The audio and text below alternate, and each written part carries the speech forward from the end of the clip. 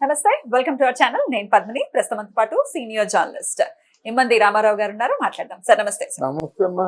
Sir, Andhra Pradesh elections ఎప్పట్లాగానే రసవత్తరంగా సాగుతూనే ఉన్నాయి. అది రిజల్ట్ వచ్చేంత వరకు కూడా ఈ పోర్ ఇలాగే సాగుతూ ఉంటుంది. అయితే ఇంటర్నల్ గా రకరకాల ఈక్వేషన్స్ గురించి రకరకాల మాటలు బయటకు వస్తున్నాయి. అందులో ప్రధానంగా చూసుకుంటే ఒకవేళ కూటమి గనక వస్తే 2.5 సంవత్సరాలు బాబు గారు, 2.5 సంవత్సరాలు పవన్ గారు పరిపాలిస్తారు యాజ్ అ సీఎం అంటూ కొన్ని మాటలు వినిపిస్తున్నాయి. Is it possible sir? అసలు అట్లాంటి ఒక పరిస్థితిని ఊహించచ్చా? జరుగుతుందా అది?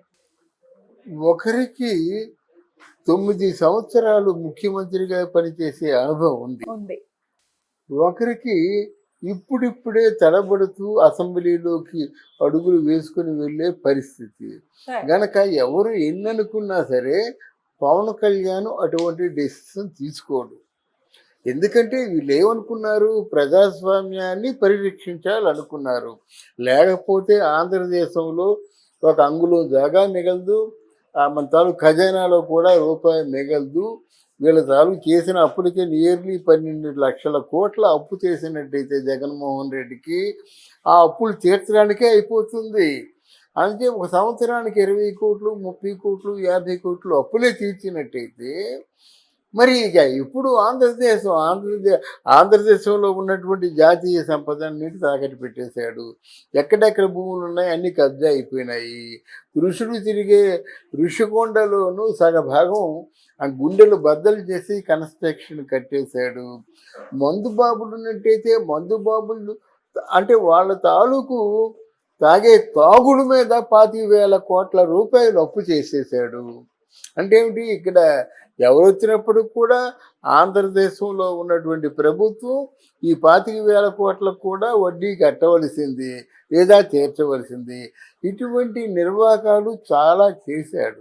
అది దాని తర్వాత ప్రజాస్వామ్య పరిరక్షణ కోసం వాళ్ళు దిగినప్పుడు పరిరక్షణ జరగాలి కదా, సంపదని సృష్టించాలి కదా.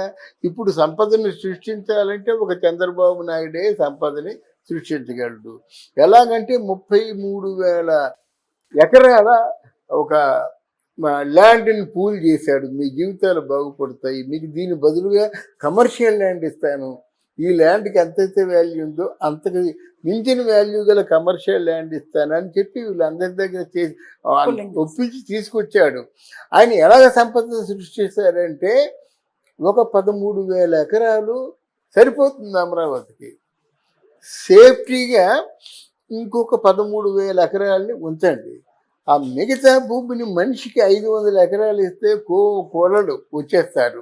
అప్పుడు సింగపూర్ వాళ్ళు వచ్చారు, జపాన్ వాళ్ళు వచ్చారు, మన ఆయన తాలూకు ప్రోడక్టు సత్యానాథేలా వచ్చాడు. అప్పుడే వచ్చారన్నమాట. వాళ్ళు ఏంటంటే ల్యాండ్ తీసుకో, వాళ్ళు మీరేం రాయితీలు ఇస్తారంటే మీరు ఇచ్చే రాయితీ ల్యాండ్. తర్వాత మీకు కరెంట్ కన్జంప్షన్లో ఏదో రాయితీ ఉంటుంది. ఉన్న డబ్బు మాకు ఎంతమందికి ఎంప్లాయ్మెంట్ ఇస్తారు, మాకు మీ తాలూకు రెవెన్యూలో ఎంత శాతం మాకు ఇస్తారు, ఈ రెండు మాట్లాడతారన్నమాట. ఓ 40% ఇస్తాడు. ఒక 50,000 మందిని జాయిన్ చేసుకుంటాను అనుకోండి, ఎంత పెద్ద సంపద అది. 50,000 మంది జాయిన్ అయ్యారంటే వాళ్ళ మీద 5 లక్షల మంది కనీసం ఆధారపడి బ్రతకొచ్చు. మరి సంపద సృష్టించినట్టే కదా. ఇటువంటి అవకాశం ఒక చంద్రబాబు నాయుడికే ఉంది.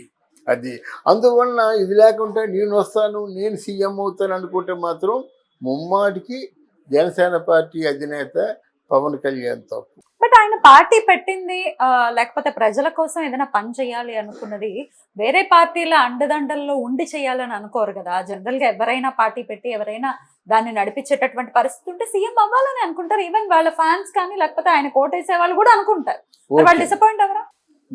దాని సమాధానం ఉందమ్మా.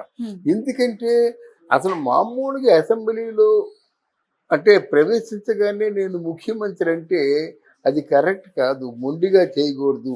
అందులో ఇంత క్లిష్టమైన పోటీ ఉన్నప్పుడు ఆయన చేయకూడదు. ఆయన చేసే పని ఉంటుంది. అంటే మీకు తాలూకు ఒక స్టేట్ బాగుపడాలంటే లా అండ్ ఆర్డర్స్ బాగుపడాలి, హోమ్ బాగుపడాలి. ఎవరైతే మీకు సంఘ విద్రోహ శక్తులు ఉన్నారో వాళ్ళందరినీ ఏరి పారేయాలి. ఎవరైతే పూర్తిగా లా అండ్ ఆర్డర్స్ దూరం అయిపోయి అకాల మరణాలు చెందుతూ రేపులు చేస్తూ ఎంతోమంది అనాథలు అయిపోయారు అన్నమాట. ఈ విషయంలో మాత్రం ఈ పవన్ కళ్యాణ్ హోమ్ తీసుకుంటే అసలు ముందు అట్మాస్ఫియర్ మారిపోద్ది. వాళ్ళ ప్రశ్నలకు ఎవరైతే సమాధానం చెప్తారో ఆ సమాధానం చెప్పినవన్నీ రాడ్డుతో కుట్టేస్తున్నాడు వైఎస్ఆర్ పార్టీ ఎవడైనా సరే.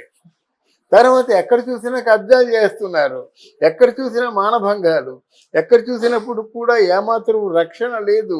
ఖాళీ భూమి ఉంటే జెండా పాతేస్తున్నాడు వైఎస్ఆర్ పార్టీ, 100 ఎకరాలు సొంతం చేసుకున్నాడు.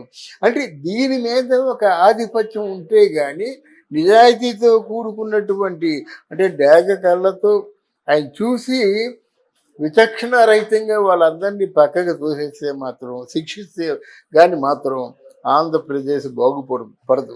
అందరూ తాగుబోతులు అయిపోయారు, అందరూ బాటలో నడుస్తున్నారు. ఒకటి కాదు, రకరకాల యువత తాగబట్టే ఇన్ని కత్తిపోట్లు, ఎంతమంది చచ్చిపోతున్నారు రోజుకి. అందువల్ల ఈయన ముఖ్యమంత్రి అని కాకుండా వచ్చి రాని పనులు చేయడం కాకుండా ఈ 5 సంవత్సరాలు ఆయన చూసి హోమ్ చూసిన తర్వాత ఆయన ఊరుకోడు. ఆయన ఏం చేస్తారంటే మన ఆ జనసేన తాలూకు ఆ పార్టీ, ఆ జనసేన అందరినీ కూడా స్థానికంగా బాగా పటిష్టంగా ఉండేలాగా ఏర్పాటు చేస్తాడు. ఇందులో ఇంకొక విషయం చెప్పాలి. జనసేన పార్టీకి సీఎం ఇవ్వాలని బీజేపీ పార్టీ ప్రస్తుతం నడుస్తున్న రోజుల్లో కొంచెం వాళ్ళు చర్చలు జరుపుతున్నారు. అంటే జనసేన పార్టీని సీఎంగా బీజేపీ ఎందుకు కోరుకుంటుంది? ఒకవేళ బీజేపీ అంటే జనసేన పార్టీ సీఎంగా పవన్ కళ్యాణ్ కోరుకున్నట్టయితే నెక్స్ట్ ఈ పవన్ కళ్యాణ్ ఏం చేస్తాడు? వాళ్ళ అన్నయ్య కాంగ్రెస్లో విలీనం చేసినట్టు, అయ్యో ఆ మోడీ గారు ఎంత నాకు ప్రాణం పెట్టారు కదా, నేను చీఫ్ మినిస్టర్గా బాగా నేను నిలబడ్డాను కదా, అందువల్ల మోడీకి నేను సహకారిగా ఉంటే తప్పే ఉందని మొత్తం అంతా విలీనం చేసే ప్రమాదం ఉంది బీజేపీలో. బీజేపీ డెఫినెట్ గా అంత విలీనం చేసి ఆయన ఇంత ఫైట్ చేస్తారా సార్? Almost 10 years. ఇది వేరమ్మా. ఈ రాజకీయాల్లో దిగనంత వరకు ఒకలా ఉంటారు, దిగి ఆ కుర్చీ మీద కూర్చుంటే ఆ కుర్చీ చేస్తుంది మాయలు మామూలు కాదు. మన జేబులో 10 రూపాయలు ఉన్నప్పుడు చాలా నీతిగా మాట్లాడతాం, భగవద్గీత అంతా చెప్పేస్తాము. కానీ అదే మన జేబీలో 10 లక్షలు ఉంటే పబ్కి వెళ్ళిపోతాం, రేవు పార్టీకి వెళ్ళిపోతాం. ఇది జనరల్గా జరుగుతుంది అన్నమాట. ఏమో ఒక దగ్గర విశాఖపట్నంలో 400 గజాలు కబ్జా చేస్తే ఎంతమ్మా? 400 గజాలు 400 కోట్లు. వాడి పరిస్థితి, మానసిక పరిస్థితి ఎలాగుంటుంది? ఇప్పుడు రాజకీయాలు దేనికంటే హయ్యెస్ట్ బిజినెస్ అని దూరంతో ఉన్నాయన్నమాట. ఇందాక చెప్పినట్టు మంచి కమెడియన్స్ అయిపోతున్నారు, అందరితో నవ్వుతూ తిరుగుతున్నారు, దోచుకోవాల్సినంత దోచుకుంటున్నారు. గనక ఈసారి మాత్రం డెఫినెట్గా రాజకీయాలలో చాలా దమనకాండ మాత్రం ఉంటుందని మనం ఘంటాపదంగా చెప్పగలం. అవి ఆల్రెడీ స్టార్ట్ అయినాయి. June 4th రిజల్ట్స్ అయితే వస్తాయి. మరి ఏ పార్టీ వస్తుంది, ఎవరు అధిష్టానాన్ని కైవసం చేసుకోబోతున్నారు ఇత్యాది విషయాలు డెఫినెట్ గా June 4th కి తెలుస్తాయి. కాబట్టి లెట్స్ వెయిట్ అండ్ సీ. మరి ఇన్ని గొడవలు అయితే జరుగుతూ ఉన్నాయి, రకరకాల ఊహాగానాలన్నీ కూడా వినిపిస్తూ ఉన్నాయి. ఫైనల్ గా what is your prediction sir? A party వస్తుంది అనేది? నేను ప్రిడిక్షన్ జనసామాన్యంలో ఉండే నా ఆలోచన చెప్తానమ్మా. నేను పెద్ద అనలిస్ట్ని కాదు జాతకాలు చెప్పడానికి. ఈసారి డెఫినెట్గా పవన్ కళ్యాణ్ కింగ్ మేకర్ అవుతాడు. కింగ్ మేకర్ ఎలా అంటే తెలుగుదేశం పార్టీకి వీళ్ళు చెప్పినంతగా రావు, కానీ మామూలుగా మార్జిన్లో ఉంటాడు, మేజిక్ ఫిగర్లో ఉంటాడు.